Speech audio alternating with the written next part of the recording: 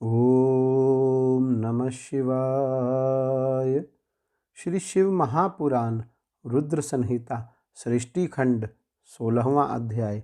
ब्रह्मा जी बोले, हे नारद, तदंतर मैंने शब्द आदि सूक्ष्म भूतों का स्वयं ही पंचीकरण करके उनसे स्थूल आकाश, वायु, अग्नि, जल, पृथ्वी की सृष्टि की। पर्वतों, समुद्रों, वृक्षों और कला से लेकर युग पर्यंत कालों की रचना की। मुने, उत्पत्ति और विनाश वाले और भी बहुत से पदार्थों का मैंने निर्माण किया, परंतु इससे मुझे संतोष नहीं हुआ। तब सांब शिव का ध्यान करके मैंने साधना परायण पुरुषों की सृष्टि की।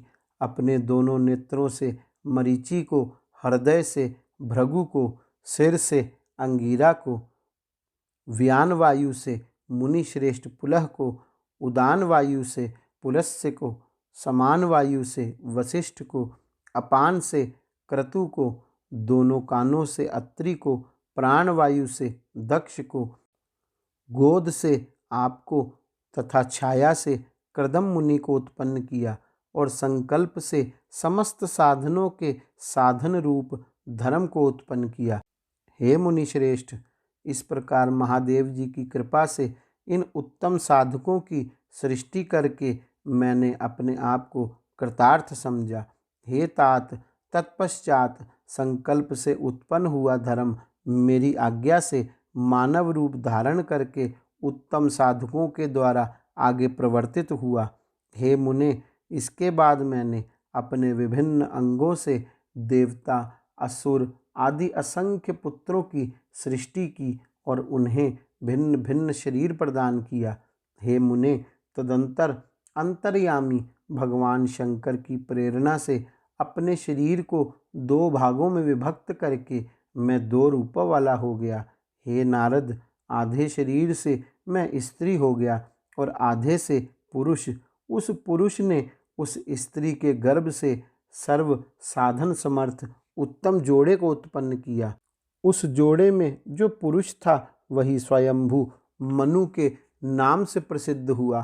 स्वयंभू मनु उच्च कोटि के साधक हुए तथा जो स्त्री थी वह शतरूपा कहलाई। वह योगिनी एवं तपस्विनी हुई। हे तात, मनु ने वैवाहिक विधि से अत्यंत सुंदरी शतरूपा का पाणी ग्रहण किया और उससे वे मैथुन जनित सृष्टि उत्पन्न करने लगे। उन्होंने शतरूपा से प्रियव्रत और उत्तानपाद नामक दो पुत्र और तीन कन्याएं उत्पन्न की। कन्याओं के नाम थे आकुति, देवहूति और प्रसूति। मनु ने आकुति का विवाह प्रजापति रुचि के साथ किया। मझली पुत्री देवहूति कृदम को ब्याह दी और उत्तानपाद की सबसे छोटी बहन प्रसूति प्रजापति दक्ष को दे दी। उसमें प्रसूति की संतानों से समस्त चराचर जगत व्याप्त है। रुचि के द्वारा आकुति के गर्भ से यज्ञ और दक्षिणा नामक स्त्री पुरुष का जोड़ा उत्पन्न हुआ। यज्ञ से दक्षिणा के गर्भ से 12 पुत्र हुए। हे मुने, कर्दम द्वारा देवहूति के गर्भ से बहुत सी पुत्रियां उत्पन्न हुई। दक्ष से 24 कन्याएं हुई। दक्ष ने उनमें से श्रद्धा आदि 13 कन्याओं का विवाह धर्म के साथ कर दिया। हे मुनीश्वर, धर्म की उन पत्नियों के नाम सुनिए। श्रद्धा, लक्ष्मी, धृति, तृष्टि, पुष्टि, मेघा, क्रिया, बुद्धि, लज्जा, वसु, शांति, सिद्धि और कीर्ति, ये सब 13 हैं। इनसे छोटी शेष 11 सुंदर नेत्रों वाली कन्याएं ख्याति, सतपथा, संभूति, समृति, प्रीति, क्षमा, सन्नति, अनसूया, ऊर्जा, स्वाहा तथा स्वधा थी। भृगु, भव, मरीचि, मुनि अंगिरा, पुलस्त्य, पुलह, मुनि श्रेष्ठ क्रतु, अत्रि, वशिष्ठ, वह्नि और पितरों ने क्रमशः इन ख्याति आदि कन्याओं का पानी ग्रहण किया। भृगु आदि मुनि श्रेष्ठ साधक हैं। इनकी संतानों से समस्त त्रैलोक्य भरा हुआ है। इस प्रकार अंबिकापति महादेव जी की आज्ञा से प्राणियों के अपने पूर्व कर्मों के अनुसार असंख्य श्रेष्ठ द्विज उत्पन्न हुए। कल्प भेद से दक्ष की 60 कन्याएं बताई गई हैं। दक्ष ने उनमें से 10 कन्याएं धर्म को, 27 कन्याएं चंद्रमा को और 13 कन्याएं कश्यप को विधि पूर्वक प्रदान कर दी।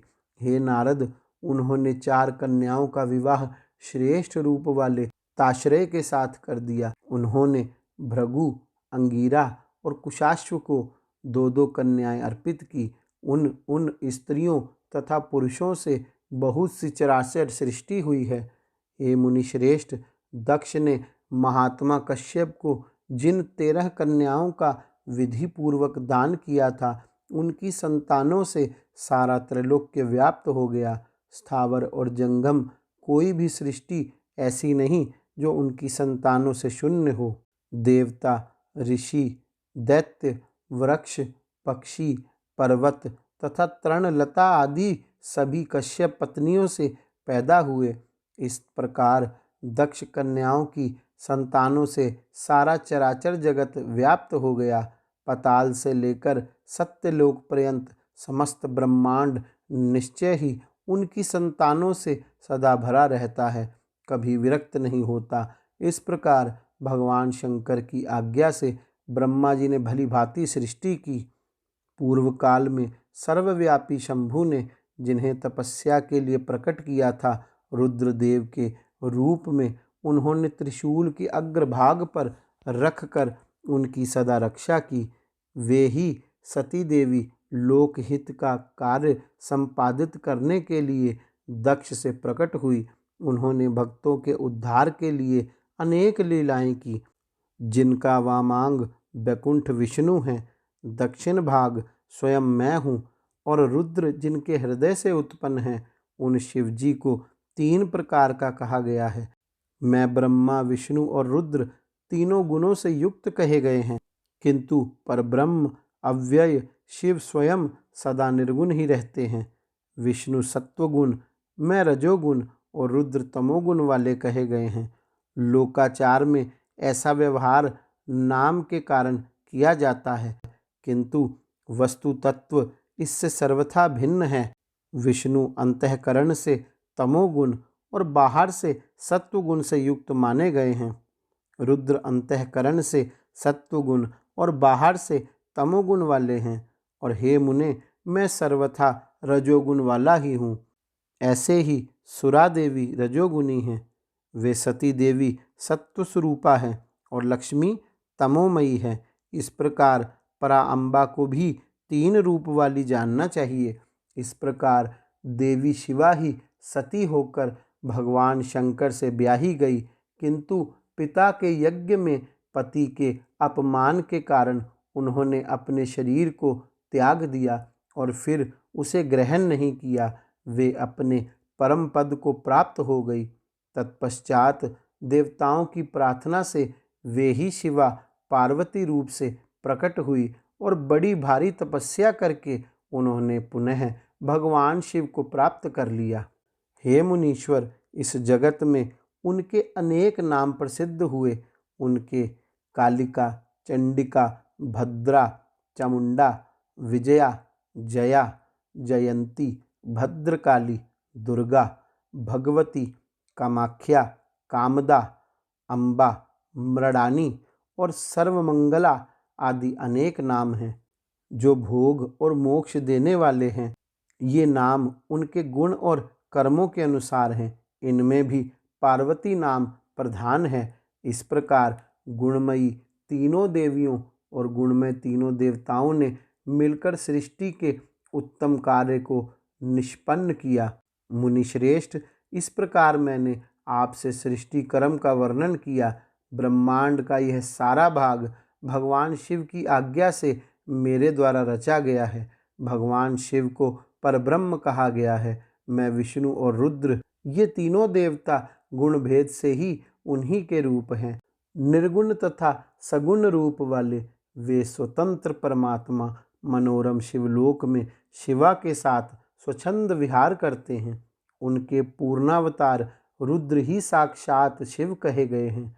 उन्हीं पंचमुख शिव ने कैलाश पर अपना रमणीक भवन बना रखा है।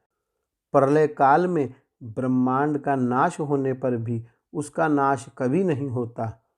इस प्रकार श्री शिव महापुराण के अंतर्गत द्वितीय रुद्र संहिता के प्रथम खंड में सृष्टि उपकर्म में सृष्टि वर्णन नामक 16वां अध्याय पूर्ण हुआ। गौरी शंकर भगवान की जय। ओम नमः शिवाय।